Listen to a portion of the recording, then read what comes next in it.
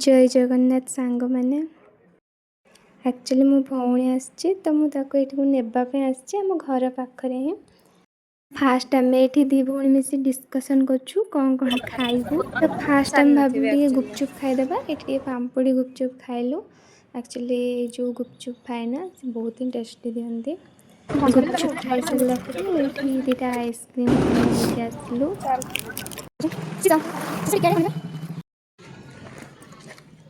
एपटे आमर गोटे फोरवे रास्ता कम होपटे धूली अधिक उड़ूची हेल्ले आरपटे आसते मार्केट रास्ताटा किंतु एपटे हेल्ले पाख हुए से आम एपटे आसलु घरे पहुँची गलु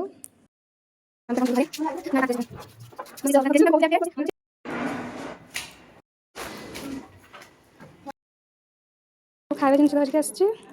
ଭଉଣୀ କହୁଛି ଭିଡ଼ିଓରେ ମୋତେ ଦେଖାନି ତୁ ଯାହା ଯାହା କରୁଛୁ ତୁ ସେଇଗୁଡ଼ା ଦେଖା।